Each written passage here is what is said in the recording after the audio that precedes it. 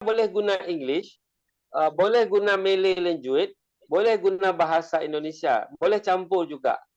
Tapi jangan campur bahasa Urdu gitu kan, bahasa Tagalog. Saya tak faham. Kita guna 3 tu boleh yang mana-mana campur-campur, right? Okay. Welcoming speech from me only 2 minutes. Terima kasih yang sebesar-besarnya. Thank you very much for Encik Syahrinuddin, Principal Legal Officer UiTM Malaysia, Bapak Dr. Julfikar, Judge SH, SPN, MKN, Lecturer University Aisyah Unggul, Jakarta, Indonesia, and the participant. Ini perlu saya bagi tahu sikit, about participant, kita itu sangat sangat konjunkturnya kadang-kadang 250 orang, kadang-kadang 27 orang, kadang-kadang 57. Jadi sangat influencing sebab ini berkaitan dengan apakah pensyarahnya jemput sekali dia punya student ataukah ini betul-betul sebuah topik yang dia mungkin nak tahu. Ada juga yang kadang-kadang cuti akademik, cuti semester. Jadi student ada juga exam, tak boleh ikut sekali. Jadi, tapi ini semua kita record. Therefore akan diguna juga di kelas daripada masing-masing untuk mendengarkan the another perspective from the another lecturer daripada kelas kita kepada student kita. Therefore sekali lagi terima kasih kepada kedua-dua bapak-bapak ataupun encik-encik ataupun profesor, associate professor. Kita akan masuk kepada the second agenda adalah short video by Indah nak minum kopi kejap ya. Jadi Pak Julfikar kena minum kopi, silakan juga. Okey, ini Pak, nanti ditakutnya kopinya tak ada nih Pak. Ni kopinya dah keluar nih Pak. Jadi jadi betul-betul ini real kopi Pak, bukan flexing ya. Karena baru balik dari Aceh ada gayo kopi Pak. Okey, and tadi lihat kan itu board of trustee dari Malaysia ada 15 orang, kemudian dari Indonesia ada 17 orang, dari Vietnam, dari Singapura dan lain-lain. Salah satu dari Malaysia itu ada Profesor Haidar dan lain lagi Profesor Emeritus Datuk Azmi dari Universiti Kuala Lumpur. Ada juga satu sudah meninggal dunia baru-baru ini, Profesor Datuk Azanam. Dia Vice Rector Universiti Kuala Lumpur juga lah, tapi sudah bersara sebelum dia wafat ya. Okay, right now you are the first speaker. You can to use 30 to 35 minutes about the term notary public role and ethic case study Indonesia Malaysia. I think it's very interesting topic today because this is the really apply of how the notary public action in quote Indonesia Malaysia. Time AU end sila. Okay, terima kasih kepada Profesor Syahrul Reza dan juga kita punya co-speaker Dr. Zulfikar dan kepada our respected participant untuk sesi pada pagi ini. Assalamualaikum warahmatullahi wabarakatuh. Pertama-tamanya, please allow me to speak in my mother tongue language. My mother tongue language is Bahasa Malaysia. With some mixture with English language. Saya akan cuba share screen. Okay, right. Kita ada ke right now you can use screen. Share. Okay.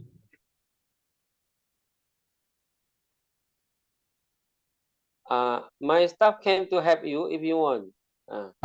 Kalau boleh. Boleh. Kang Indah tolong bantu share screen biar Encik Syahrin lebih senang untuk menjelaskan sahaja. Jadi dia tak payah sibuk pergi type ni type itu lagi. Ini dia, kan? Boleh lihat kan? Okay, please. Clear, very clear. Semua nampak ya. Okay, clear. First of all, saya berterima kasih kepada Urustia kerana memberi peluang saya pada pagi ini. Masa yang diberi agak singkat, 35 minit. Namun begitu, fortunately, undang-undang di Malaysia berkaitan dengan notary public, iaitu di bawah Notary of Public Law, Notary of Public Act, hanyalah ada 9 section. So, saya memikirkan tempoh 30 minit, 5 minit itu mencukupi. So, semoga memberi manfaat kepada semua. Okey, saya bermula. Next slide, please. Okey, ini adalah konten sharing session saya pada pagi ini. Pertamanya saya akan bercerita sedikit introduction situasi di Malaysia, kemudian apakah applicable law berkenaan dengan notary public, serta perkara-perkara yang relevan, salient points with regard to notary public, dan yang item seterusnya adalah role and ethics of a notary public sebelum kita masuk kepada summary. Okey, kita masuk kepada introduction. Next slide. Okey, introduction. Okey, next slide. Okey, secara amnya di Malaysia, saya boleh katakan ada banyak diversified jawatan, professions yang berkaitan dengan undang-undang. Legal related profession in Malaysia. Saya kategorikan ada yang berperanan di bawah sebagai adjudicator yang meng-adjudicate dispute di antara parties. Mereka terdiri daripada judges dan terdiri daripada magistrates. Judges ini adalah common term. Dia boleh terdiri daripada Federal Court Judges, Court of Appeal Judges, High Court Judges, Session Court Judges, dan mungkin bagi claim yang berkaitan dengan pekerja, di Malaysia ada Industrial Court Judges. So secara amnya, legal related profession in regard to adjudicating dispute adalah judges dan magistrate.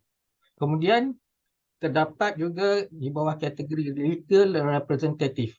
Ia sama ada public prosecutor yang mewakili kerajaan akan mendakwa apa-apa kes jenayah bagi pihak kerajaan, dan kita ada juga advocate and solicitor, iaitu ataupun dalam bahasa layman term ialah lawyer.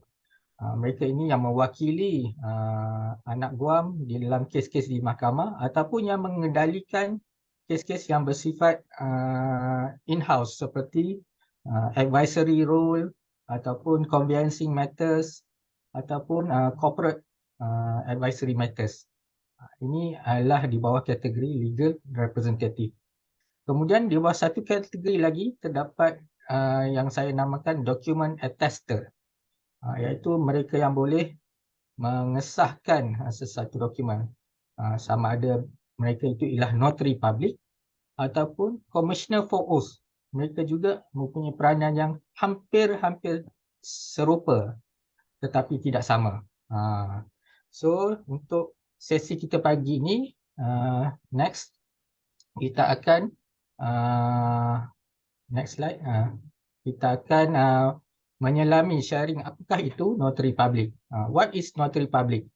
Kalau kita Google di dalam internet, ini adalah gambar yang common berkaitan notary public, iaitu mereka yang mengesahkan dokumen. Mungkin sebahagian besar, most of us telah tahu, dah ada sedikit brief information berkenaan notary public. Mungkin saya boleh perjelaskan serba sedikit. Okay, next slide. Okay, notary public kerjanya adalah to notarize, iaitu to acknowledge or attest as a notary public. So dia mengesahkan dan juga mengiktiraf dan di dalam peranannya sebagai notary public. Ini berdasarkan rujukan daripada Merriam-Webster Dictionary. Kemudian next slide. Apakah itu notary public? Notary public itself kalau daripada Cambridge Dictionary, an official, seorang pegawai who has the legal authority to say that documents are correctly signed or truthful. Iaitu mereka yang mempunyai authority, kuasa yang sah, legal authority untuk menyatakan sesuatu dokumen itu telah ditandatangani dengan betul dan sah. So itu adalah notary public. So secara amnya kita boleh katakan next slide sebenarnya saya summarizekan apa itu notary public. Next slide please. Apa itu notary public? Ia mestilah seorang yang state appointed individual. dilantik oleh pihak berkuasa di dalam sesuatu negara dan tugasnya adalah untuk validate sesuatu tanda tangan pada sesuatu dokumen dan dia juga validate identity, mengesahkan identity of the person signing dan dokumen yang terlibat adalah legal document. So ini adalah saya boleh summarizekan apakah itu maksud ataupun definisi notary public. Okey, kita masuk kepada slide seterusnya. Jelas ya? Kalau ada soalan boleh Nanti bertanya. dekat email sudah masuk, nanti dibacakan. Ya. Okey, okey. Okey, seterusnya the applicable law. Saya akan bercerita sedikit apakah undang-undang yang berkait dengan notary public di Malaysia. Ya, ini adalah undang-undang, satu-satunya undang-undang yang govern, yang mengawal selia notary public di Malaysia, iaitu Notaries Public Act 1959, iaitu Act 115, iaitu satu akta yang sudah tua lah, yang sudah dilahirkan sejak tahun 1959. So kini telah berusia lebih kurang hampir 60 lebih tahun umurnya. So notary public ini satu-satunya undang-undang. Apakah yang terkandung di dalam undang-undang ini? Next slide. Okey, apakah yang iaitu seperti yang saya sebut tadi, dia berkuat kuasa, enacted and come into effect pada 2 tarikh berbeza. Seperti yang tuan-tuan dan puan-puan sedia maklum, Malaysia ada Semenanjung Malaysia, iaitu Peninsula Malaysia, dan ada juga Sabah dan Sarawak. So di bahagian Peninsula Malaysia, Notary Public Act 1959 comes into effect since 1st October 1959. Manakala akta ini berkuat kuasa di Sabah Sarawak mulai 18 Mac 1965. Pada 2 tarikh. Dia bergantung penuh kepada penerimaan pakai, adoption oleh state government masing-masing. Ada negeri yang cepat dan ada negeri yang sedikit lewat. Itulah alasan kenapa 2 tarikh yang berbeza berkaitan adoption dan juga coming into effect Notaries Public Act di Malaysia ini. Walau bagaimanapun, walau apa pun kedua-dua tarikhnya, ia masih telah menunjukkan bahawa akta ini adalah akta yang lama. So akta ini diwujud di bawah purview Attorney General's Chamber, iaitu Jabatan Pegawai Negara.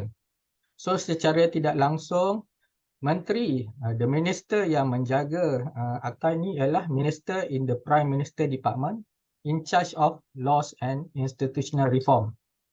So kerana Attorney General's Chamber adalah bernaung di bawah Minister in the Prime Minister Department in charge of laws. So apa-apa sebarang semakan, pindaan ataupun cadangan baru berkenaan akta ini perlulah melalui Attorney General's Chamber, Jabatan Pegawai Negara dan juga Menteri ini.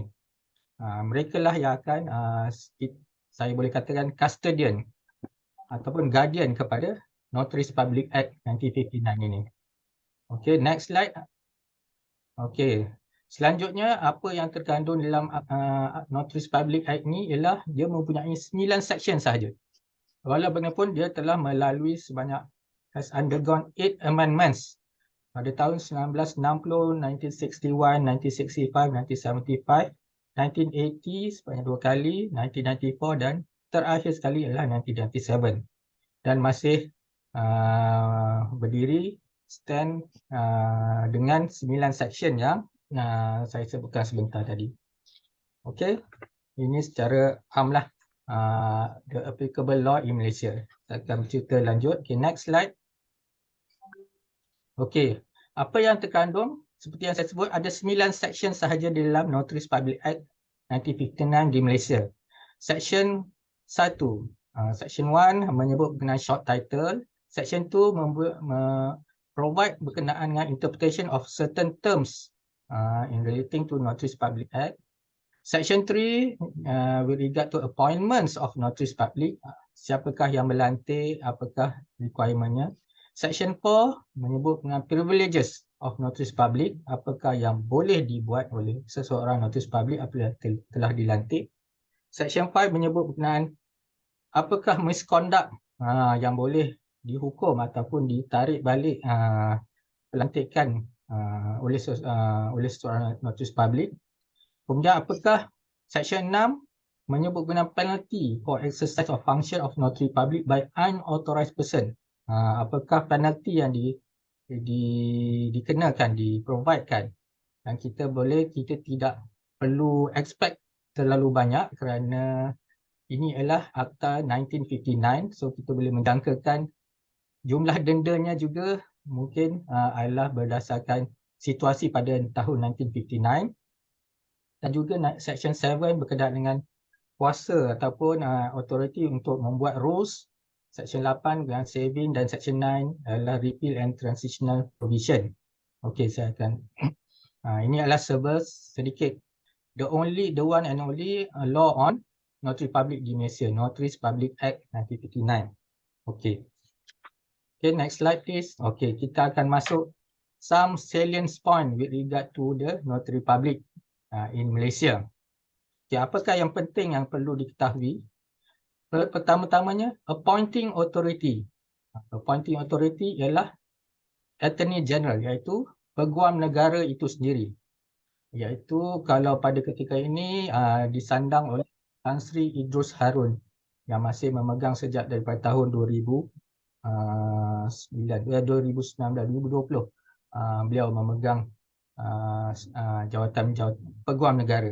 Namun begitu, sesuatu appointment notary public perlulah melalui consultation, prior consultation dengan Bar Council.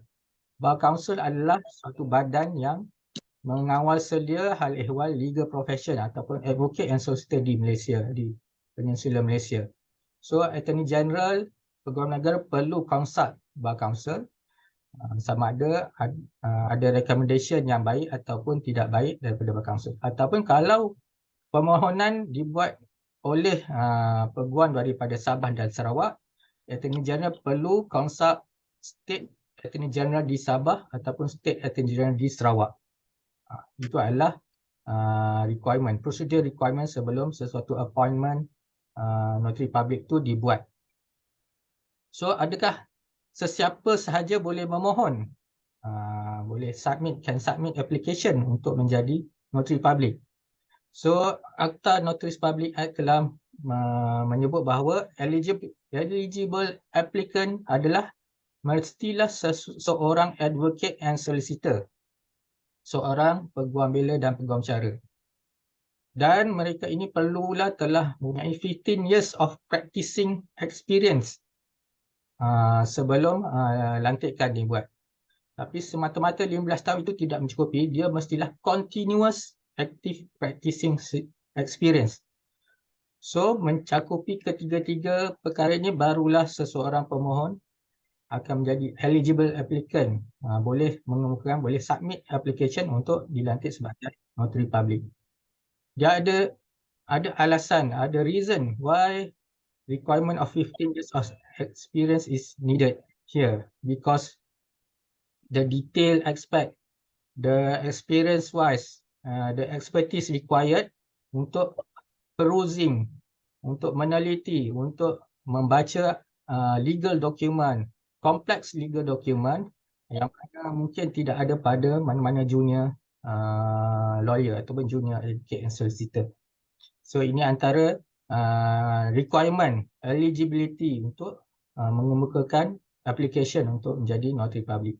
So, period of appointment adalah 2 tahun. So, ia boleh dilantik semula after every 2 years. 2 years and being reappointed after that. Place of practice. Seseorang notary public perlu menyatakan kawasan yang ingin diamalkan di jawatan profession notary public ni. Sama ada di Shah Alam, ataupun di Bangi ataupun di Kedah Alor, beliau perlu menyatakan, dan kawasan itu designated area atau territory itu akan dinyatakan dalam akan disebutkan sebagai sebahagian daripada term of appointment.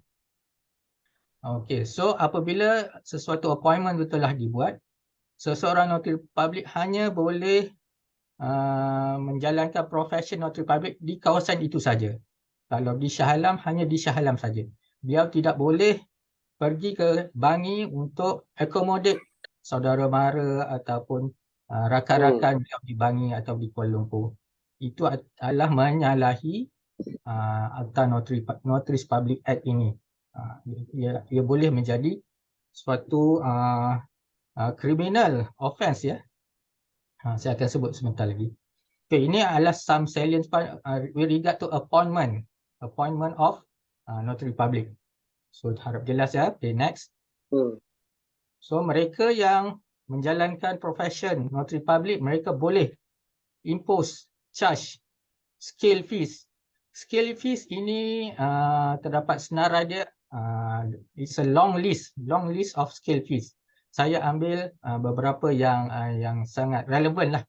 Yang pertamanya contoh, attending attesting execution by one person of any document. So mereka boleh mengenakan charge RM25.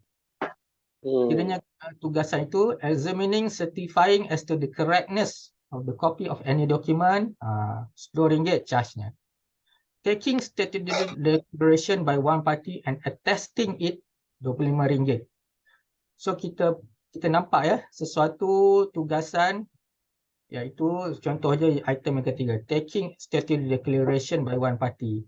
Bukan merely taking statutory declaration, tetapi ia perlu attest, mengesahkan.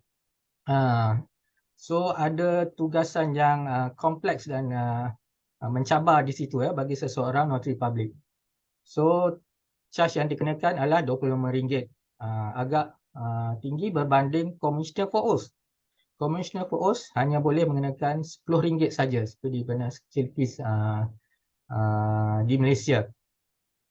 So ini adalah semua yang telah statutorily provided under the Notaries Public Fees No. 1 Rules 1981.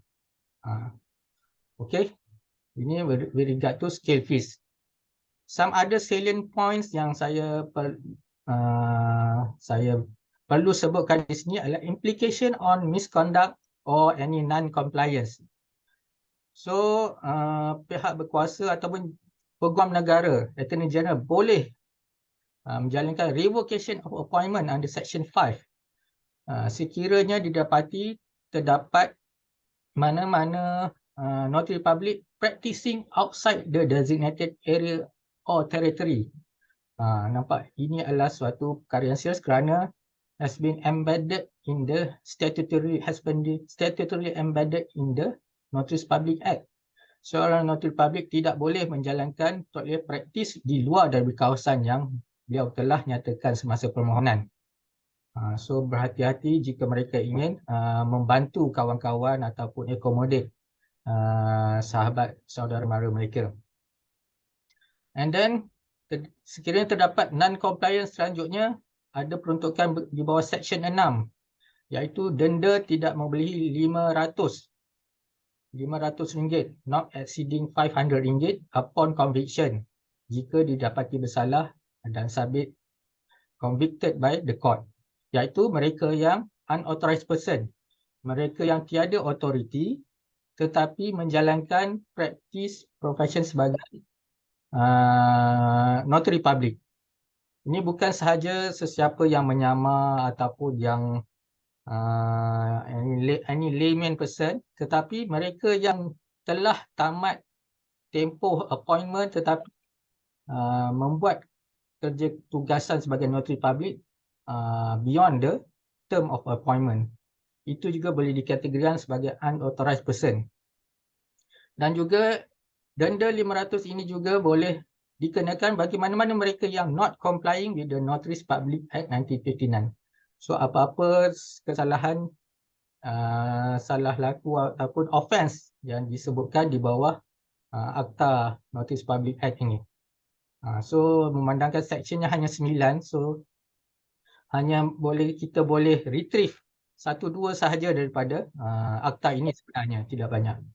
saya boleh simpulkan bahawa bidang ataupun Notary Public Act, Notary Public di Malaysia ni less developed kerana ia mungkin tidak sepopular profession Commissioner for Oaths ataupun profession lawyer ataupun advocate and solicitor.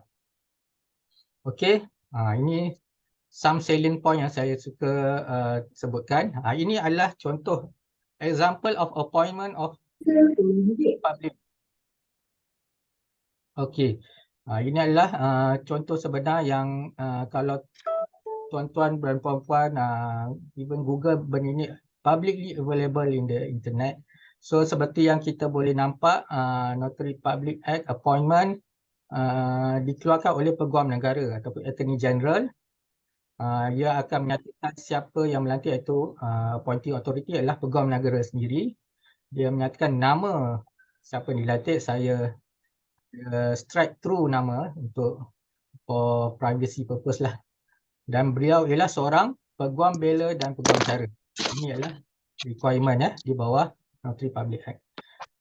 Lantikan sebagai notary awam untuk menjalankan amalan sedemikian wilayah Persekutuan Kuala Lumpur bagi tempoh 2 tahun mulai 9 Oktober 2018. Ini bermakna Notary Public Act di dalam surat cara ini hanya boleh beramal praktis di Kuala Lumpur sahaja. So beliau kena tidak boleh praktis di luar daripada Kuala Lumpur. Dan term of appointment ialah 2 tahun. Jika dikira 2018 akan tamat pada 8 Oktober 2020. Ini adalah contoh sebenar untuk sharing purpose lah dengan tuan-tuan dan puan-puan. Okay, next slide. Role and ethics. Okay, next slide lagi. Okay, di bawah Notaries Public Act seperti yang saya share sebentar tadi, Section 4 dia ada memperuntukkan berkenaan privileges of Notary Public. So secara indirectly itu adalah powers and function of the Notary Public dan juga apakah role yang boleh dilakukan oleh seseorang Notary Public. So apakah function ataupun role yang boleh dijalankan oleh seorang Notary Public di Malaysia?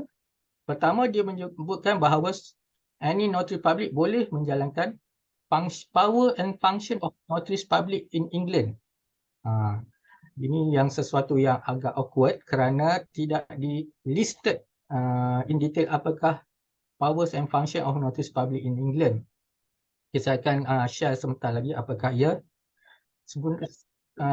Role yang seterusnya ialah tugasan dia ialah administer oath and or affirmation for any affidavit or statutory declaration for use of outside Malaysia. Ini very important here.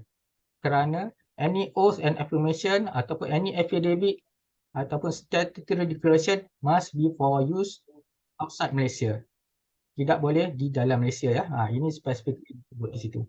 Dan juga kuasa seterusnya ataupun peranan seterusnya boleh dimainkan oleh Notary Public lah authenticate, mengesahkan sesuatu dokumen power of attorney ataupun kita panggil surat kuasa wakil, surat kewakilan kuasa. Ini provided under Section 3 of the Power of Attorney Act 1949. So ini basically 3 section yang saya boleh summariskan yang disebut di bawah Section 4. Tapi question arise, apakah power and function of Notaries Public in England? Okay, slide. Okay, next slide. Di sini disebutkan di footnote di dalam akta berkenaan, rujukan hendaklah dibuat di page 1119 of volume 23 of Health Statutes of England. Ini adalah rujukan jika ingin mengetahui apakah function ataupun role seseorang Notary Public in England, iaitu lima perkara, iaitu to draw or prepare instrument relating to real or personal estate or legal proceeding. Yang kedua, to draw or prepare instrument of transfer or charge relating to any property. So sekiranya ingin membuat apa-apa pindah milik tanah, transfer of land, transfer of house. So ini adalah kuasa notary public di England. Yang ketiga, to draw prepare papers to found or oppose a grant of probate or letter of administration. So jika sesuatu grant of probate, jika berlaku sesuatu kematian dan satu mahkamah membenarkan sesuatu grant of probate, so di sinilah notary kuasa role notaries public in England, iaitu untuk menyokong, to found ataupun untuk membangkang, membantah apa-apa grant of probate ataupun apa-apa letter of administration. Yang keempat, take the declaration of attesting witness to prove execution of will, wasiatnya. Codicil, typo error itu, maaf ya. Codicil sebenarnya, C-O-D-I-C-I-L. Codicil deed or written instrument. So dia akan mempunyai kuasa ataupun peranan untuk declaration, take the declaration of an attesting witness. Yang kelima iaitu to prepare ship protest concerning demurrage and other commercial documents. Ini berkaitan dengan siapa yang ada mengambil subjek shipping law, pasti mengetahui apakah perkara ini, iaitu sekiranya ada demurrage ni, kalau sesiapa yang belum fasih, belum faham, iaitu satu charge, saya share di sini, iaitu satu charge yang dikenakan jika berlaku kelewatan untuk mengambil apa-apa shipment daripada kapal.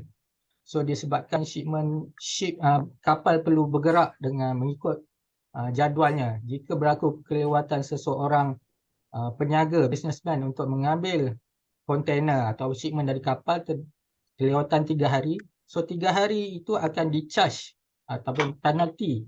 Penalty itu ditermkan sebagai demurrage di dalam shipping law. So jika ingin membantah imposition of demurrage ini, inilah ship protest. Ada documentation dia yang mana notary public boleh membantu. Memang kuasa beliau untuk membantu penyediaan ship protest. Ini adalah peranan notary public in England yang mana boleh dipraktiskan oleh notary public di Malaysia. Okay, next. Ini yang saya boleh sebutkan summarize di sini.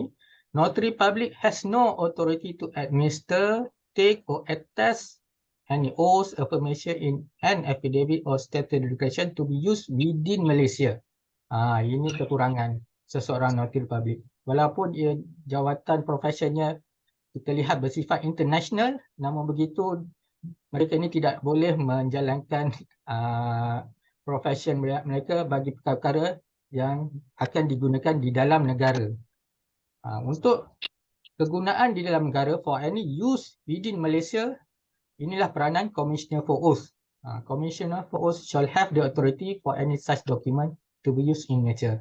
Ini adalah peranan. Saya sendiri, I myself is a Commissioner for Oath in Malaysia. I've been appointed, telah dilantik sejak tahun 2021. Dan lantikan dibuat oleh Ketua Hakim Negara, Chief Justice of Malaysia. So berbeza berbanding notary public, lantikan dibuat oleh Attorney General, Peguam Negara. Tapi Commissioner for Oath oleh Ketua Hakim Negara. Itu sedikit ya perbezaan. Okay, next slide please. Okay, seterusnya saya boleh katakan no statutory provision of ethics ataupun documentary manual issued by Attorney General's Chamber of Malaysia, walaupun Attorney General adalah the appointing body, appointing authority. So sekiranya ingin mengekang untuk kontrol atau govern, pihak mereka perlu mengeluarkan apa-apa manual ataupun peraturan berkaitan etik. Namun tiada setakat ini.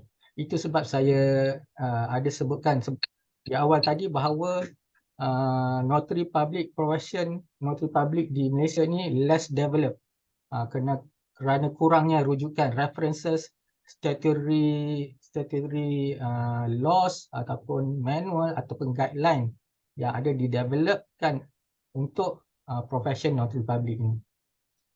apa yang saya boleh kata, ethics can be inferred impliedly by applying the duty of care under the law of tort, iaitu professional negligence. So, bukan bermakna bila tiada provision, statutory provision berkenaan ethics, mereka boleh menjalankan tugas dengan at their whims and fancies, dengan sewenang-wenangnya. Tidak.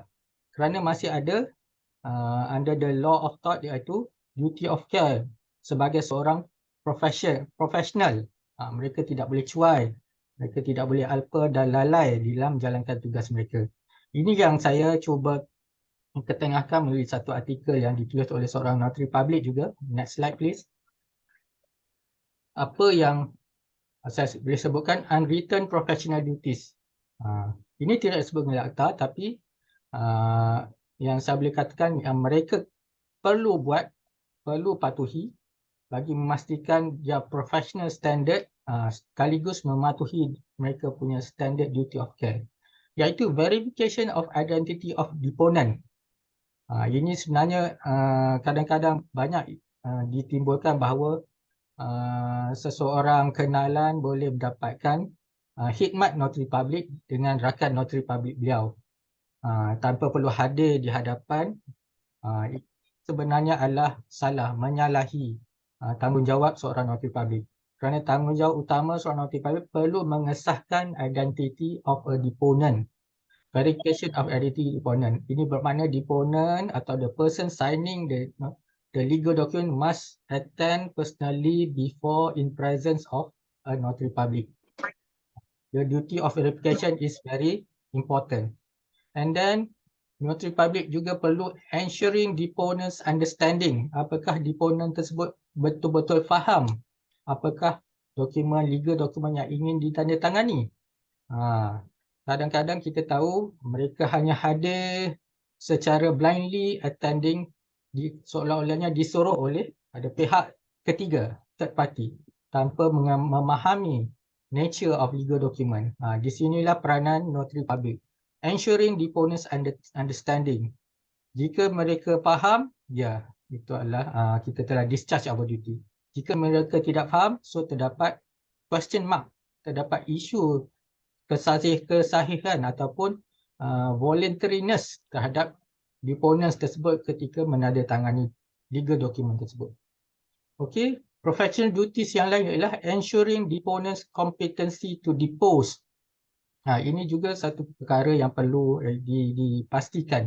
Apakah deponent itu mempunyai kompetensi untuk menzahirkan, menyatakan kandungan legal document. Sama ada mereka itu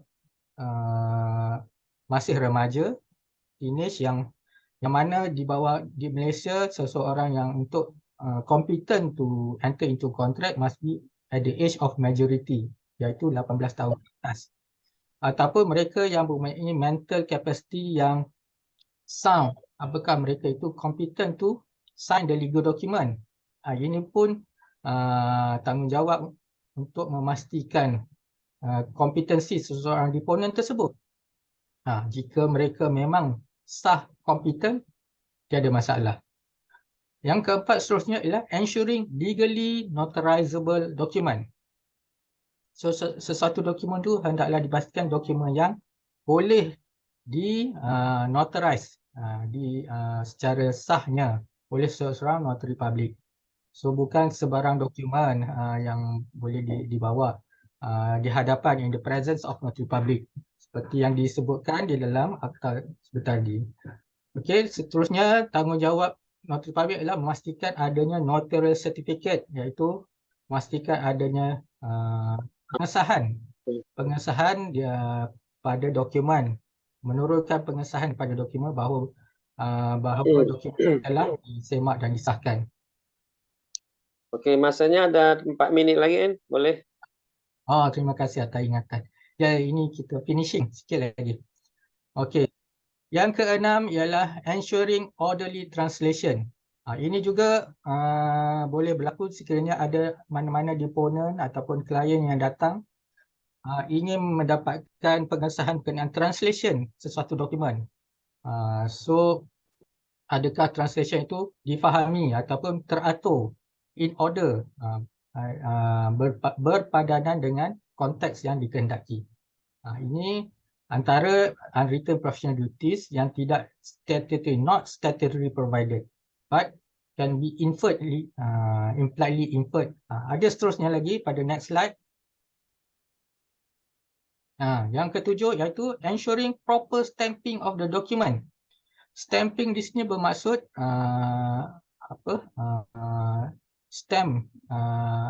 stamping iaitu untuk cukai hasil. Adakah sekiranya satu dokumen itu memberi authority kepada notary public untuk mematikan stamp pada legal document, dia akan memastikan proper stamping has been done.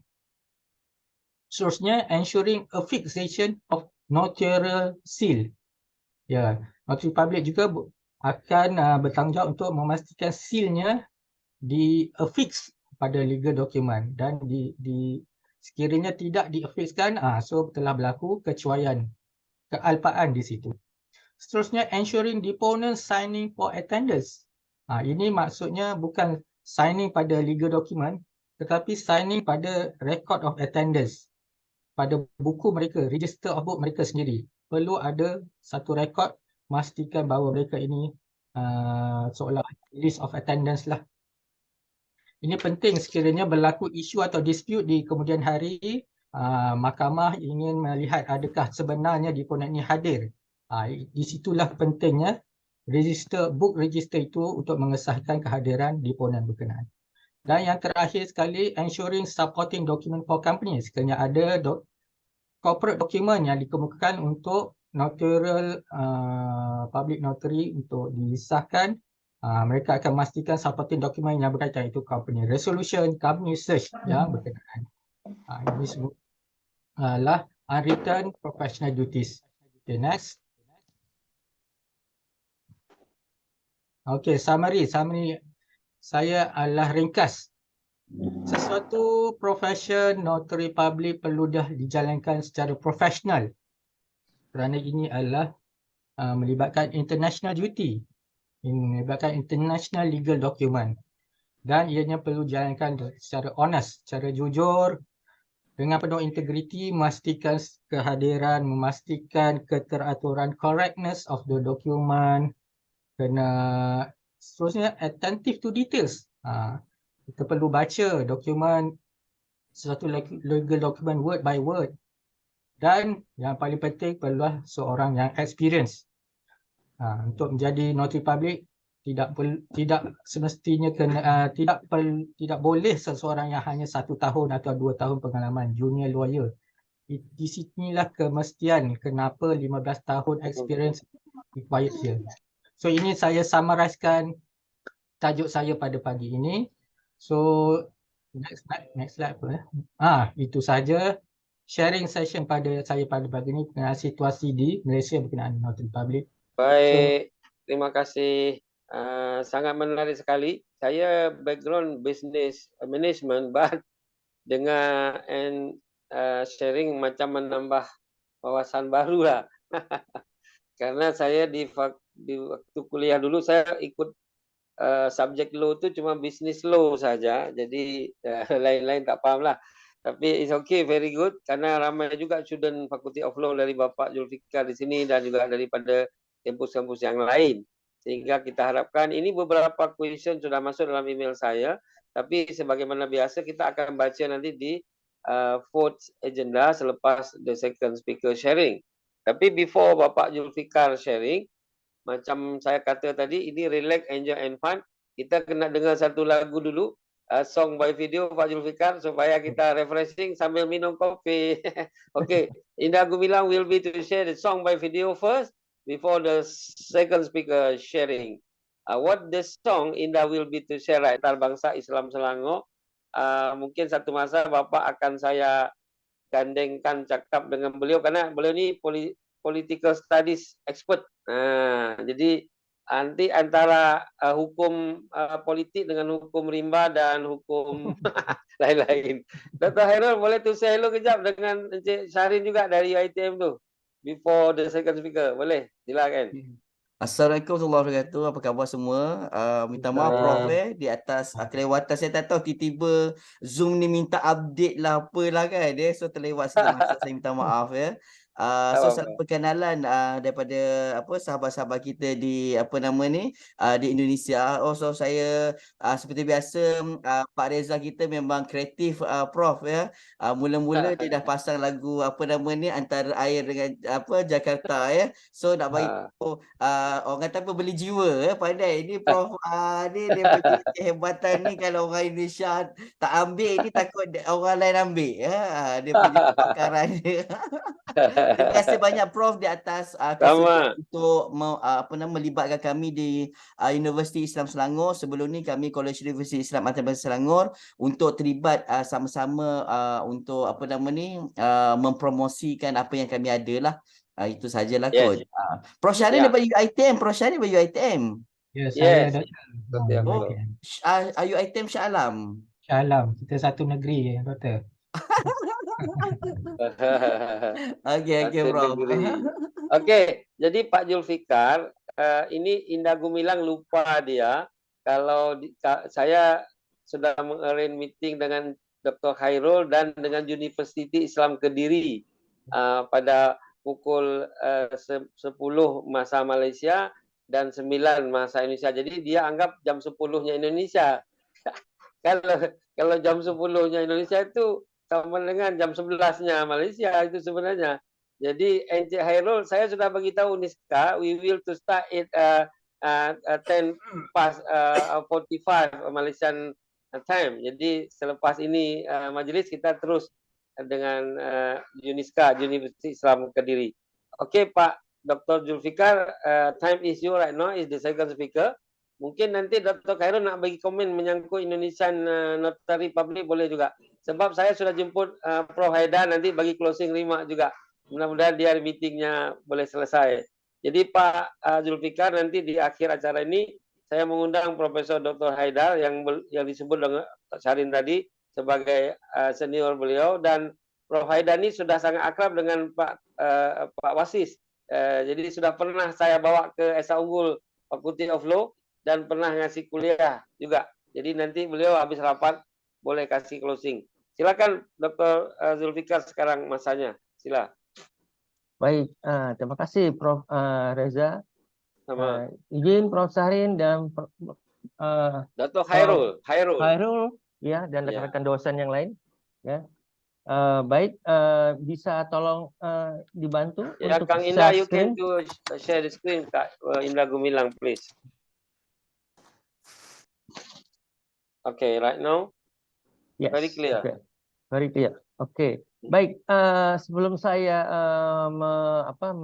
memaparkan mengenai presentasi saya, perlu saya juga sampaikan bahwa memang notari publik itu beda konsep dengan di Malaysia ya.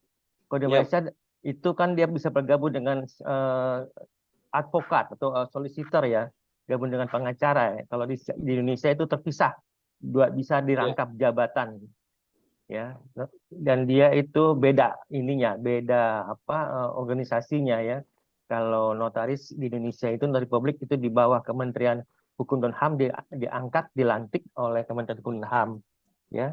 Kalau advokat, lawyer itu dilantik oleh Mahkamah Agung, oleh pengadilan ya. Jadi beda institusinya, dua hal yang berbeda dan tidak boleh ada rangkap jabatan. Nah itu mungkin sebagai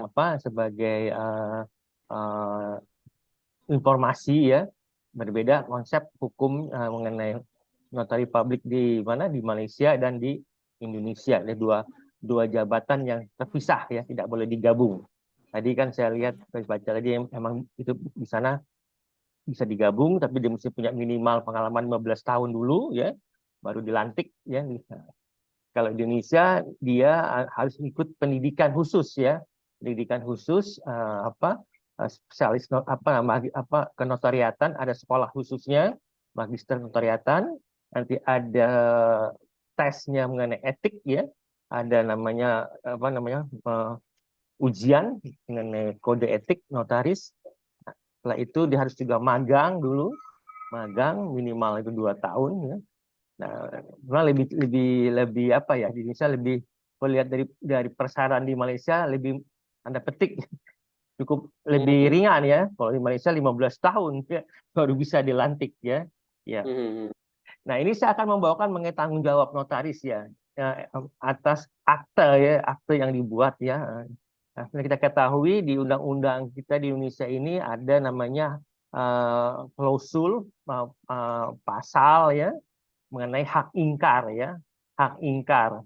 Ya, ini menjadi dulu problem karena juga notaris kadang-kadang juga punya tanggung jawab ya, dan juga dia kadang-kadang dia juga ada miss di situ, dia dengan berdalih dia punya hak ingkar. Nah, namun dengan adanya keputusan dari Constitution Court Judicial Review, hak ingkar sudah dibatalkan ya. Jadi notaris tidak bisa dia berdalih bahwa dia punya hak ingkar. Dia tidak bisa dipanggil oleh penyidik, dalam hal ini kepolisian, jika terjadi sesuatu atau persoalan atas akta yang dibuat oleh notaris tersebut. Ya, sebenarnya kita di Indonesia ini mengenai notaris sendiri diatur ya di Undang-Undang Nomor 30 tahun 2004 ya. Lalu di amandemen ya dengan Undang-Undang Nomor 2 tahun 2014. Di situ disebutkan bahwa rule ya notari publik itu kewenangan utama adalah membuat akta otentik ya, legal document ya. Itu bisa digunakan sebagai akta untuk satu case di court, di pengadilan, dianggap yang paling kuat ya. Ya, next slide please. Ya, sedangkan mengenai akta otentik diatur ya di dalam undang-undang kita ya, Undang-Undang Hukum Perdata ya, pasal 1868 ya, yang artinya format yaitu akta yang dalam bentuk yang ditentukan oleh undang-undang dibuat oleh atau di hadapan pegawai umum yang berkuasa untuk itu di tempat di mana aktanya dibuat. Notaris dalam melaksanakan tugas jabatan harus hati-hati ya dan teliti dalam membuat akta supaya akta yang dibuat tidak cacat hukum karena dapat dipertanggungjawabkan kepada masyarakat umum dan juga supaya tidak merugikan orang lain. Ya, ini dasar legal standing ya dari akta otentik sendiri diatur di 1868 Kitab Undang-Undang Hukum Perdata di Indonesia. Ya, lanjut. Ya. Namun demikian notaris juga punya tanggung jawab ya. Dia juga ada tanggung jawab terhadap akta yang dibuatnya ya. Beberapa contoh di sini ada saya mengutip dari pendapat Mudofir ya dalam jurnalnya bahwa ada beberapa macam kesalahan ya dalam notaris yang umumnya terjadi dalam pembuatan aktanya. Pertama yaitu kesalahan ketik. Karena kita punya seorang notaris itu akan membuat salinan kopi ya dari salinan dari aktanya itu ada type error ya, kesalahan karena salah ketik mungkin nama misalnya Harry gitu, ternyata Harry-nya bukan Y tapi dia harus menggunakan pakai India ya, I gitu ya, beda spelling aja ya. Itu bisa dibuat salinan baru ya yang punya kekuatan hukum yang sama ya. Atau kesalahan bentuk akta dalam mana harusnya dibuat kalau kita sebagai notaris itu ada namanya mewakili satu perseroan membuat RUPS ya, rapat umum pemegang saham ya, seharusnya dibuat berita acara rapat dibuat adalah PKR. Nah, itu juga salah satu banyak hal yang terjadi di Indonesia ya, dan menjadi banyak kasus ternyata kurang ketelitian dari notaris sendiri untuk membuat aktanya mengenai hasil rapat umum pemegang saham. Lalu yang ketiga itu adalah kesalahan isi akta notaris itu sendiri. Dalam hal ini mengenai keterangan dari para pihak yang menghadap notaris, di mana saat membuat akta dianggap benar ternyata tidak benar. Misalnya seharusnya hadir Zulfikar, ternyata yang hadir bukan Zulfikar. Nah, itu juga tadi juga sama itu kan di Malaysia juga sama bahwa yang hadir itu harus benar orang yang bersangkutan ya. Nah, maka itu kita dalam hal ini ada persyaratan ya di Undang-Undang Jabatan Notaris, itu ada namanya sidik jari, ada daftar hadir, dan juga ada sidik jari stamp untuk membuktikan bahwa betul yang hadir adalah orang yang bersangkutan untuk menghindari hal-hal yang tidak bertanggung jawab ya. Lalu ada tanda tangan, ada sidik, ditambah adanya sidik jari stempel gitu ya. Tap bahwa betul yang bersangkutan ada betul hadir dan difoto ya. Karena banyak kejadian terjadi manipulasi ya tentang para pihak yang hadir. Ya, lanjut next slide. Nah, bagaimana upaya hukumnya ya? Ya, upaya hukumnya kesalahan-kesalahan terjadi pada akta yang dibuat oleh notaris akan dikoreksi oleh hakim pada saat akta notaris tersebut diajukan ke pengadilan. Jadi nanti akta itu bisa diajukan ke court, ke pengadilan untuk diuji kebenarannya ya sebagai alat bukti ya. Jadi kalau tadi ada beberapa kesalahan-kesalahan yang terjadi pada akta yang dibuatnya itu akan diajukan ke pengadilan, ke court, di pengadilan untuk diuji kebenarannya sebagai alat bukti. Lalu kewenangan dari judge ya, dari hakim untuk menyatakan akta tersebut batal dihukum, dapat dibatalkan atau akta not tersebut dinyatakan tidak mempunyai kekuatan hukum. Artinya akta itu gugur ya kekuatan hukumnya ya nanti atas dasar keputusan dari majelis hakim. Ya. Selanjutnya tindakan dilakukan notaris terhadap akta mempunyai kekuatan pembuktian sebagai akta di bawah tangan. Dia gugur, jadi tidak jadi akta otentik, jadi hanya sebagai akta di bawah tangan, sebagai legal dokumen, tapi tidak sebagai akta otentik. Ya, dia pihak yang dirugikan dapat menuntut ganti rugi biaya dan bunga kepada notaris. Jadi di sini notaris memiliki tanggung jawab, ya, tanggung jawab moral ya terhadap akta yang dibuat ya. Dia tidak bisa berdalih bahwa dia memiliki imunitas ya. Sebelum Undang-Undang 2014 tahun 2004 itu ada hak ingkar di mana notaris bisa mempunyai immunity ya, dia punya immunity bahwa dia tidak bisa dipanggil untuk hadir di persidangan ya.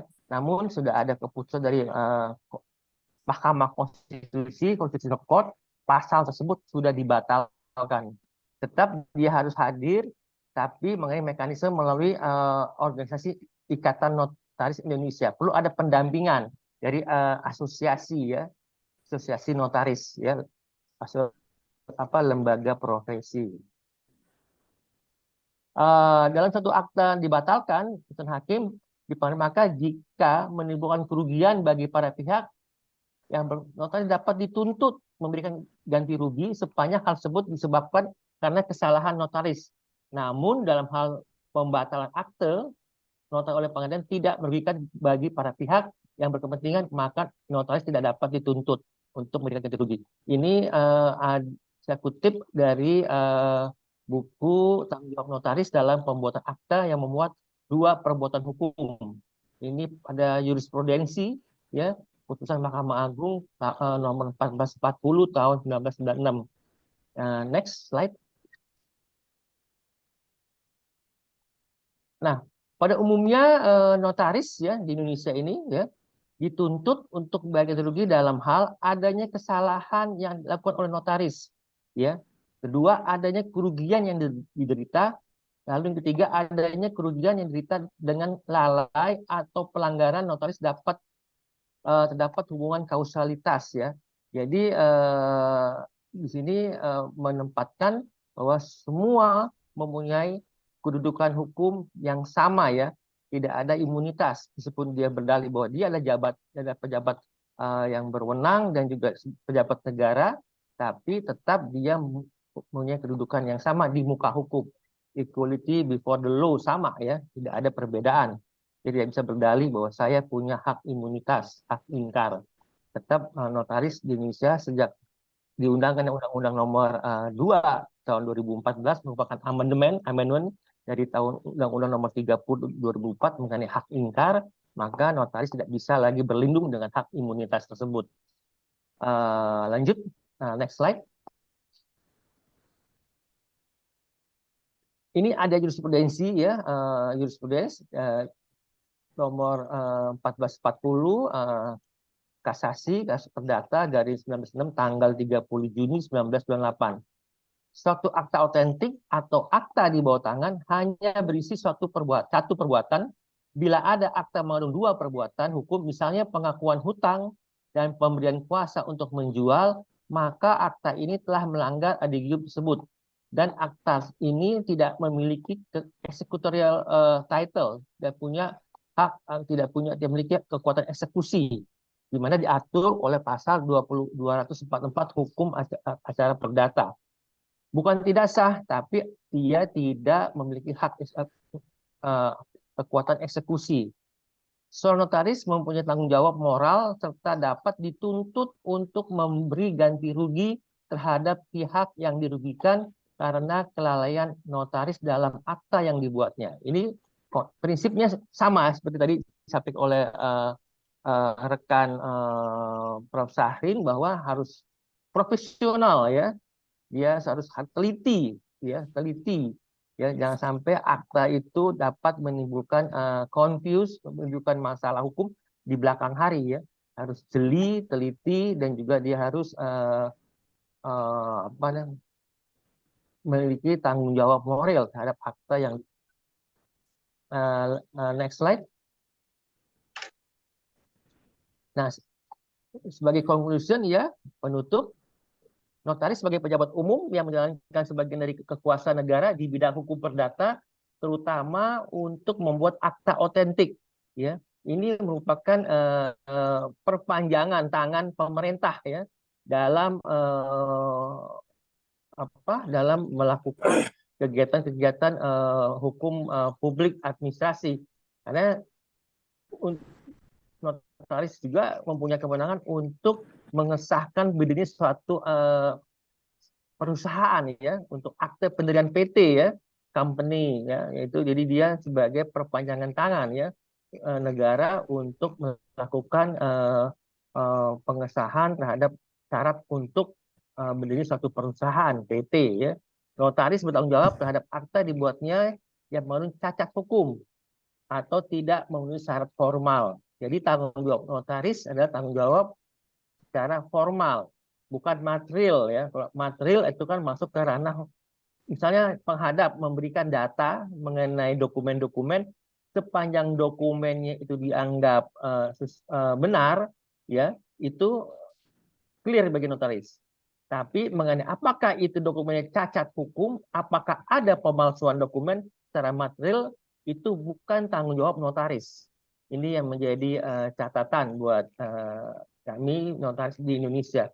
Notaris hanya bertanggung jawab terhadap syarat-syarat formal ya, dokumen-dokumen yang diberikan dilihat benar, cocok ya. Apakah itu ada pemalsuan, apakah ada cacat di dokumen itu, secara material itu bukan menjadi tanggung jawab notaris. Notaris mempunyai tanggung jawab moral serta dapat dituntut untuk memberikan ganti rugi terhadap pihak yang dirugikan karena kelalaian. Tadi sebut ada 3 poin di slide tadi yang di atas, ada 3 poin. Kelalaian notaris misalnya mengenai akta tersebut ternyata harusnya berbentuk PKR, pernyataan keputusan rapat, ternyata itu dibuat berita acara rapat. Nah, itu kayak hal-hal itu menjadi tanggung jawab notaris. Atau penghadap tidak hadir di hadapannya, ya, tiba-tiba akta itu ditandatangan tapi tanpa hadirnya para pihak, ya. Karena di Indonesia diatur di Undang-Undang Notaris, para pihak harus hadir di hadapan notaris, ya. Tidak bisa hanya dokumennya saja diserahkan, ditandatangan, nanti dikembalikan kepada notaris. Sebagai notaris dia harus menghadirkan para pihaknya di hadapannya, ditandatangan, dibuat tanda hadir, dan juga ada stempel cap jempol ya, dan foto sebagai pelengkap bahwa betul yang hadir itu adalah pihak yang bersangkutan untuk menghindari hal-hal yang tidak diinginkan di kemudian hari. Ganti rugi akibat kelalaiannya merupakan tanggung jawab moral notaris dari jabatannya terhadap pejabat yang bertugas membuat akta otentik. Next, ya selesai habis ya. Next slide. Ya, oke. Itu secara umum ya mengenai Yes. tanggung jawab notaris di Indonesia memang kurang lebih agak sama dengan di Malaysia, cuma hanya beda mengenai pengangkatannya dan juga kedudukannya, terpisah dengan lawyer ya. Kalau sana kan bisa bergabung, kalau di Indonesia kita terpisah sama sekali. Dua hal yang berbeda. Baik. Oke, terima Baik. kasih, Prof. Terima Reza. kasih Dr. Zulfikar, menarik sekali. Jadi perlu kuliah hukum nih saya nih supaya lebih enjoy lagi nih. Oke, kita terus pergi ke question answer, tapi nanti kalau Prof Haida sudah join, kita bagi masa sedikit untuk dia bagi something. Okay, right now I go to question answer. Dalam email saya ada 9 question untuk dua-dua speaker sekali. Tapi saya selalu mengambil 2 orang sahaja untuk masing-masing speaker.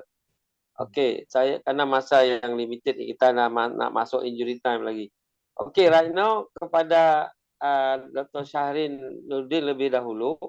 Ini dari Yuli ya, nama nickname kod Yuli. Menarik sekali presentasi Dr. Syahrin Nurdin yang sebentar tadi. Saya menambah ilmu baru mengenai notaris di Malaysia. Oke. Ini pertanyaan macam ini. Baru-baru ini di Indonesia ada kes yang mana notaris disiasat oleh polis karena guna dokumen yang tak rasmi. Dan ini sebenarnya dia menulis dalam bahasa Indonesia ya, tapi saya baca dalam bahasa Malay biar N faham sikit lah. Saya boleh cakap Malay, makan nasi lemak dulu banyak sangat. Jadi baru-baru ini di Indonesia ada kes yang mana notaris disiasat polis karena gunakan dokumen yang tak rasmi. Dan dia dibawa ke mahkamah dan kena jail tahanan 2 tahun. Artinya di Indonesia tidak ada imuniti kepada notaris. Manapun ia apakah ini yang notaris manapun okey betapapun dia dilantik oleh Mahkamah Agung di sini. Bagaimana rule of regulation about apa ini code and conduct notari in Malaysia? Dia nak tanya perkara itu. Okey, kemudian yang nombor 2 dari Wati. Adakah graduan Faculty of Law dari UiTM terus boleh menjadi peguam atau menjadi pengacara atau notaris? Jadi include public notaris. Ataukah ada perlu ikut spesialisasi course by government? Jadi tadi mungkin sekilas Pak Haikal, Pak Zulfikar sudah highlight, tapi dia tanya ini mungkin belum clear, nanti tanya jawab daripada Syahrin, okey. Kemudian ke nombor 2 kepada Pak Dr. Zulfikar, saya ambil 2 orang dari Roida dan Rika. Dr. Zulfikar, terima kasih ya, sangat menarik sekali paparannya tadi, short but sure. Okey, dahulu saya mengetahui bahawa PPAT N, kalau dikata PPAT di sini disebut pejabat pembuat akta tanah. Jadi maksudnya itu yang boleh jual beli tanah. Malaysia tak tahu apa PPAT ni kan. Jadi dahulu saya mengetahui bahawa PPAT bukan hanya oleh notaris tetapi juga oleh Pak Camat seperti di kampung saya dulu. Namun kemudian fungsi camat saya dengar sudah tidak bisa lagi menjadi PPAT. Bagi masyarakat grassroots nampaknya agak sukar juga kalau harus semua dengan akta notaris, tidak boleh pakai camat lagi, di samping jauh dengan kota juga mahal juga biayanya. Apakah plus minusnya Pak dengan tidak dibolehkannya camat jadi PPAT? Itu pertanyaan nomor 1. Nomor 2, Rika. Sebagaimana Pak Zul highlight tadi bahwa di Indonesia notaris dan pengacara adalah profesi dan orang yang berbeda.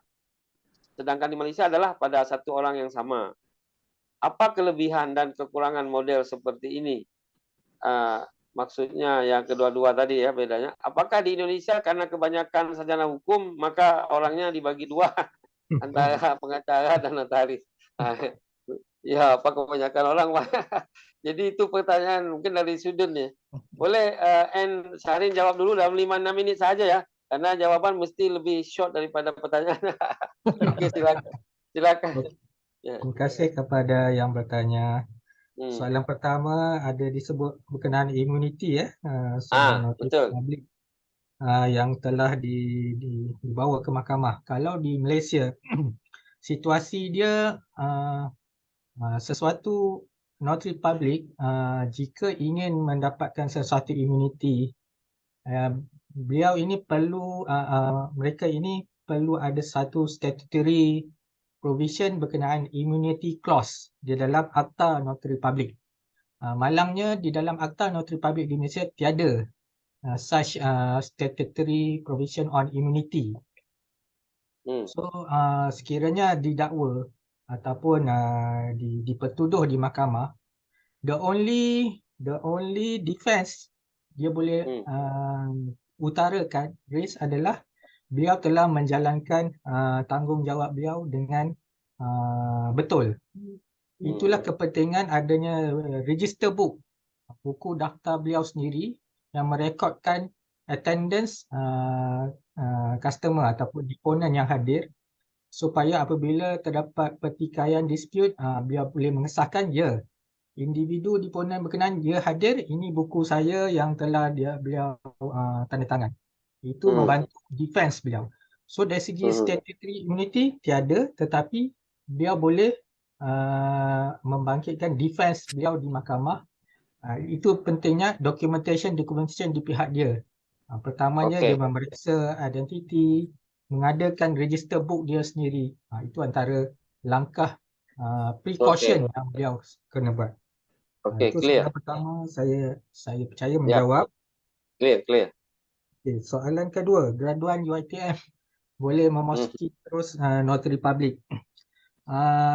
Kalau saya sebutkan di awal tadi, kelayakan untuk menjadi seseorang notari publik ialah 3, iaitu perlulah menjadi seorang lawyer ataupun kami panggil advocate and solicitor, ataupun ada term ialah lawyer, dan hendaklah ada 15 tahun pengalaman. 15 tahun pengalaman itu hendaklah continuous active experience. Ya. So sekiranya student UiTM telah grad, beliau belum lagi menjadi lawyer, belum pengalaman 15 tahun. So beliau memang tak boleh dapat kelayakan menjadi notari publik, kecuali ada pengecualian dia. Kecuali kalau pelajar ini adalah pelajar tua.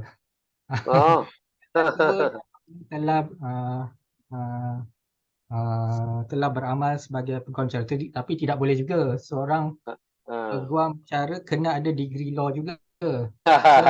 Kepada soalan tadi, tidak boleh terus dilantik notari publik. Kelayakan dia kena jadi peguam cara, seorang peguam dan 15 tahun pengalaman. Okey, right. Jadi thank you and clear. Jadi dia kalau tua tu tak boleh, apalagi tua-tua keladi saja kan, dah tak boleh lah. Okey, thank you very much. Pak Julfikar dalam 5-6 minit boleh jawab 2 pertanyaan tadi? Ya, siap Prof. Straight to the point saja ya jawabnya. Yes, PPAT. Right. Ya, ini kalau di Indonesia memang ada 2 jabatan ya, selain notaris ada PPAT, pejabat pembuat akte tanah. Tadi saya sempat highlight dari Pak Syahrin bahwa di sana juga notaris punya wewenang untuk membuat legal dokumen untuk peralihan hak atas tanah. Jadi digabung ya. Di Indonesia terpisah. Dia emang ada namanya PPAT. Jadi pertanyaan kenapa kok camat dulu pernah boleh, sekarang kok tidak boleh gitu ya? Ya, karena memang ketentuan dari Undang-Undang Jabatan Undang-Undang PPAT khusus ya menegaskan memang kewenangan untuk membuat dokumen legal dokumen untuk peralihan hak atas tanah, jual beli segala macam hibah itu ada di pejabat pembuat akte tanah yang dilantik oleh Badan Pertahanan Nasional, ini Kementerian tata ruang ya, mengenai khusus Agraria, BPN, agraria BPN. ya. Ya, camat itu hanya diperbantukan karena sepanjang daerah tersebut belum di-cover oleh PPAT, maka disebut camat garis miring PPAT sementara. Ya. Jadi memang by law sudah disebutkan bahwa pejabat pembuat tanah ada di wewenang PPAT. Camat hanya sebagai PPAT sementara. Kalau memang di daerah tersebut belum ada PPAT, mungkin untuk daerah-daerah terpencil ya, di pulau-pulau yang di pelosok, ya, belum ada penempatan PPAT, maka camat bertindak sebagai PPAT sementara. Itu jawaban saya ya. Kenapa kok Jadi masih boleh ya Pak camat sekarang, tapi sementara sifatnya. sementara sepanjang di wilayah tersebut tidak ada PPAT. Tidak mungkin dia harus ke kota kan, makan biaya kan, kosnya tinggi, dia harus transportasi segala macam. Ya di pulau-pulau terluar misalnya belum ada PPAT yang definitif, maka camat bertindak sebagai PPAT sementara. Itu yang pertama ya. Yang kedua, kenapa kok di Malaysia, Indonesia itu kedudukan notaris dan advokat kalau misalkan digabung ya jadi satu badan ya. Kenapa kita nggak satu? Indonesia kok beda ya. Sebagai tadi saya sampaikan bahwa kewenangan PPAT membuat akta otentik sebagai dokumen pembuktian di pengadilan ya, sebagai akta. Nah, sedangkan kita tahu kalau di pengadilan kan kita menggunakan advokat atau attorney ya, legal attorney ya, solicitor.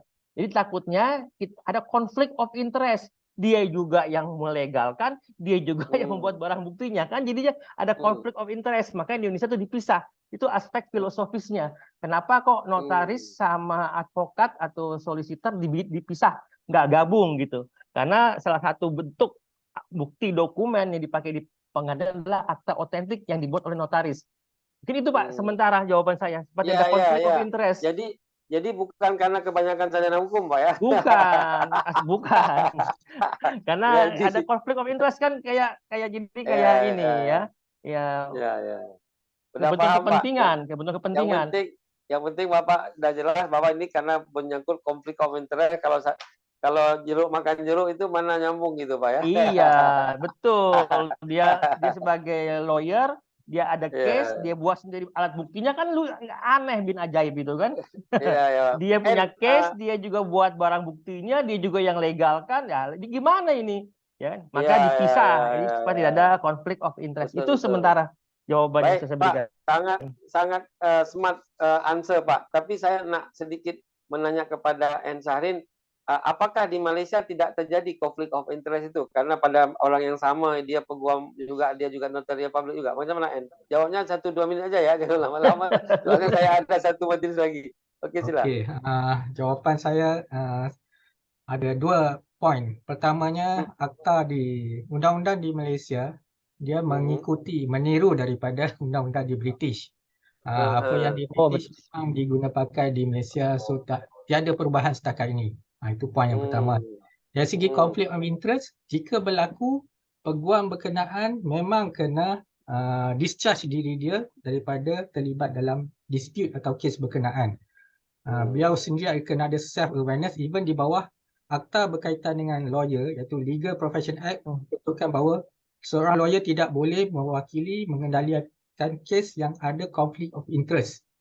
Jadi kena orang lain. Ini boleh dikenakan tindakan disciplinary action oleh bar counsel. Okey. Jadi kalau dia ada kes berkaitan dengan apa perkara itu, dia kena orang lain lah, tak boleh dia lah. Okey, right. Prof Haidar ada join ke? Karena dia kata dia lagi meeting. Kalau dia available time, I come. Kalau tidak, dia tak boleh come. No problem. Kalau tak boleh. Karena tadi dia tak tahu saya kalau dia ada dalam Zoom awal sebelum mulai lagi, saya tak lihat. Jadi saya jemput dia closing. Tapi kalau belum boleh, tak apa-apa. Saya menjemput 1-2 minit Dr. Hairul. Before we are the another meeting after that. Adakah you nak komen about case sesuatu 1-2 minit? Tapi kalau you macam sibuk, tak apa-apalah. Karena memang ini sudah finish. Dan sebelum kita pergi closing, inilah Dr. Haidar dah. Ini dia yang ditunggu-tunggu ini, pangeran daripada Merbuk, Profesor Dr. Haidar Dayyaziz. Prof, ini Bapak Julfikar, ini kawannya Pak Wasis, ya sama-sama senior. Silakan. Assalamualaikum. Selepas ini Waalaikumsalam. ini Kita ada ketemu Dr. itu di Hairul. Jakarta. Betul. Ini N. Haidar, ada Dr. Hairul juga, Direktur Pasar Siswaza Universiti Islam Antarabangsa UIS. Tahniah lah. Dia kuis Oh. sudah hilang K-nya menjadi UIS saja. Ya, sila, Prof. Datu 2 minit, 5 minit lah. Sila, monggo, Okey. monggo. Terima kasih Pak Reza, sahabat saya, dan juga ahli panel yang dijemput pada pagi ini. Minta maaf terlebih dahulu sebab pagi tadi kebetulan ada meeting yang bertindih, ya. Jadi kesempatan ada ini saya cuma visit saja dan bukan untuk memberi apa-apa pandangan. Cumanya inisiatif yang dibuat oleh LC ini sangat bagus, kerana selain daripada mempertemukan di antara personality yang berbagai bidang di Indonesia dan juga di Malaysia, kita boleh bertukar-tukar pandangan dan kemungkinan daripada situ akan berlaku percamahan dan juga perkembangan, bukan sahaja dari segi idea, dari segi pengalaman di Indonesia dan pengalaman di Malaysia. Mungkin kita boleh mengurangkan jurang perbezaan yang mungkin boleh menimbulkan kerisauan ataupun tidak tenang sama ada di Indonesia ataupun di Malaysia. Jadi tadi saya amat tertarik dengan apa yang disampaikan oleh Pak Zulfikar. Ya, yang berkaitan dengan pengalaman yang melibatkan notari publik dan juga yang melibatkan notari di Malaysia. Pada saya itu perkembangan dan kewujudan notari itu bukan hanya berlaku di sekitar 4-10 tahun. Jadi pada saya mempunyai aspek perkembangan sejarahnya. Jadi perjalanan sejarahnya itu disebabkan oleh perbezaan dari segi legal system, sistem perundangan di Indonesia dan juga sistem perundangan di Malaysia, itu yang melibatkan perbezaan yang berlaku yang ada. Dan di situ yang kita mahu cari perbezaan itu supaya jurangnya itu kalaulah menimbulkan salah faham yang boleh menimbulkan krisis ataupun ketegangan. Jadi di situ kita nak mencari platform untuk kita rapatkan jurang tersebut. Dan ini di antara kebaikan yang ada pada LC, khususnya Pak Reza. Sebab kalau kata orang Jakarta, siapa dulu dong board of trustee-nya Pak Haidar? Itu saja. Ya, Pak Zarul. baik. Ya, baik. Kenapa ALC boleh dipuji sedikit? Karena salah satu dan salah dua board of trustee membernya Prof. Haidar dan Dr. Hairul juga nih dari UIS ini. Silakan Dr. Hairul, 1-2 menit masih ada. Sebab selepas ini saya nak meeting dengan Dr. Hairul tapi perkara yang lain. Silakan Dr. Hairul, saya hello dengan orang Kedah ni. Prof. Haidar. Tak ada Prof, saya rasa cukup betul apa seperti mana yang Prof mention tadi tu, at least LEC ni sebagai jambatan ya, penghubung antara bumi Indonesia yang begitu luas dengan kami di Malaysia lah. So at least kita dapat bertukar pandangan walaupun kita serumpun dari sudut bangsanya, tetapi dari sudut pentadbirannya seperti mana yang dibincangkan itu berbeza ya. Baik dari sudut sistem yang ada di Malaysia ni dan juga sistem yang ada di Indonesia. Kita bukan bicara tentang siapa lebih baik, tetapi yang mana yang boleh menjaga kebajikan atau survival rakyatnya, itu yang paling penting tu. Terima kasih. Yes, lesson learned. Jadi Pak Dr. Zulfikar, kalau Prof. Haidar ini Prof betul, saya ini provokator. Jadi saya yang memprovokator orang. Jadi supaya orang boleh mau bercakap. Jadi N. Hairul, saya sure because you are now sudah mengenali Prof. Haidar, you boleh bagi email dekat chatbot. Saya sure nanti Prof. Haidar, ini Dr. Hairul ni backgroundnya di political science. Jadi kalau saya nak cakap politik, saya jemputnya bukan Prof. Haidar. Tak berani cakap, dia nanti kena orang UMNO, orang BN, orang mana-mana. Saya jemput Prof. Hairul saja. Jadi Pak Pak Zulfikar, saya membicarakan topik politik, saya nggak akan mengundang Prof Haidar, dia nggak berani cakap. Karena dia ini orang tinggi di universiti, nanti salah-salah cakap, waduh dia pening kepala. Tapi saya akan mengundang Dr. Hairul karena dia political science, jadi dia bicara sebagai akademisi, jadi tak apa-apa hal pun. Begitu ya Dr. Hairul. Jadi Prof Haidar boleh bicara politik, nanti selepas bersara nantilah. Selepas pencen boleh. Ya, Pak Bensyar. Sebab ada seorang datuk, dia itu polimer. Polimer itu mengenai getah kan, mengenai kimia. Dia kata pada saya, Pak Reza, cari sparring partner saya nak cakap polimer. Pak, kerana dia itu alumni Jepun polimer. Ini Prof Datuk ni sudah meninggal 6 bulan lepas. Salah satu vice rector dekat Malaysia, saya tak sebut kampus. Saya kata, dia tanya, Pak Reza sudah jumpa ke sparring partner polimer? Belum lagi Datuk, agak suka sikit dekat Indonesia tu. Kalau tak ada polimer, you cari politik sajalah. Saya mau cakap politik. jadi dia cakaplah politik. Kerana dia dah bersara 2 week before. Kan? Lepas tu, dia bagi lagi, Pak Reza saya nak cakap bulan hadapan polimer lagi. Tak ada, belum dapat lagi. Oh, kalau tak dapat polimer, poligami sajalah. Dia kata. Saya bilang tak boleh perkara tu, nanti saya kena sue dengan my wife nanti. Jadi macam itu. Okay, before the closing, Pak Zulfikar atau N Syahrin yang awal tadi, boleh closing remark 1.5 minit. Every speaker, closing remark before the speaker. Silakan. Nak baca pantun boleh? Nak nyanyi lagu Sheila Majid tadi boleh juga. Sila. Yes. Ya, terima kasih. Ya. Prof Syarul dan juga semua rakan-rakan. Ini satu peluang, opportunity yang sangat-sangat saya appreciate jemputan untuk perkongsian. So kita mengalahkan lagi barang opportunity di masa hadapan untuk bagai topik yang lain lah. Itu saja di pihak saya. Kalau ada semua di ladang boleh kita menumpang mandi. Kalau ada umur yang panjang boleh kita jumpa lagi. Itu saja. Alright, terima kasih. Saya tadi close kamera sekejap sebab saya ganti gelas. Kalau Prof Haidar datang saya kena handsome than him. Jadi saya nak ganti gelas sikit. Karena kalau enggak saya tak boleh lebih handsome dari Prof Haidar, jadi kena gelas sikit lah. Okey, Dr. Zulfikar, silakan closing Pak, 1-2 minit. Baik, terima kasih Prof. Reza. Ya. Saya secara pribadi mengapresiasi sekali dengan adanya LC ini. Jadi kita bisa sharing pengalaman ya. Memang kita punya konsep hukum kita berbeda. Kita tahu kita di civil law ya. Kalau di Malaysia itu common law, tapi ada titik-titik persamaan yang bisa kita kembangkan sebagai best practice, sebagai lesson learn. Mudah-mudahan ke depan nanti kita bisa jumpa lagi dengan tema atau topik bahasan dengan isu-isu. Mungkin juga masalah politik menarik nih. Indonesia lagi mau ada pilpres ya. Betul. Mungkin ada Prof Haidar, Prof Hairul ahli politik ya. Kita bisa sharing nih gimana nih konsep. Tapi ini emang ngiri-ngiri sedap nih isunya ya. Ngiri-ngiri sedap. Nanti perlu didiskusi lebih lanjut lagi oleh Prof Haidar. Apakah